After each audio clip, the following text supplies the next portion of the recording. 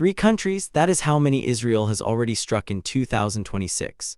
Iran, Lebanon, Syria, and the crowd says they are not done. Polymarket, where real money trades real outcomes, has $6.5 million riding on how many more. The question, how many countries will Israel strike by the end of the year? This is a multi-outcome market. Each number is a separate bet. 3 countries 18%, 4 18.5%, 5 24%, that is the crowd favorite. 6 11.5%, 7 or more, about 3.5% combined, so the market is basically saying Israel is likely to add 1 or 2 more countries to that list of 3, but which ones? The resolution rules matter here. Drone strikes, missile strikes, air strikes only. Artillery, ground troops, cyber attacks do not count. Interceptions do not count. Gaza and West Bank do not count. Embassies count as the country they are in, not the country they represent. So the current 3 confirmed: Iran hit starting February 28, Lebanon ongoing strikes including April 15 that killed 16, and Syria regular Israeli operations targeting Iranian-linked sites.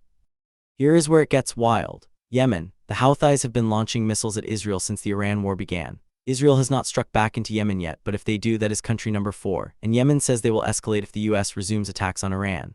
Iraq. Israeli strikes on Iranian-linked militia positions in Iraq would count. That has not happened yet this year, but it happened in 2024.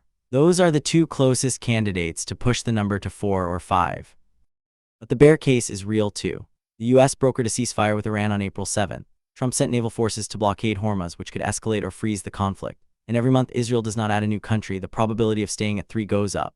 The market is pricing a 24% chance of 5 countries. That means at least 2 more strikes beyond what has happened. Is that realistic, or is the crowd pricing an escalation fear?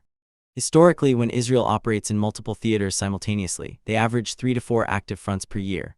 The base rate for 5 or more in a single year is around 12 to 15%. The crowd is at 24. That gap, it is being driven by escalation fear from the Iran war. The crowd sees a hot war and extrapolates. But historically, conflicts de-escalate more often than they escalate. OddsLab read closer to 18% for 5 countries. The crowd is overpaying for escalation by about 6 points.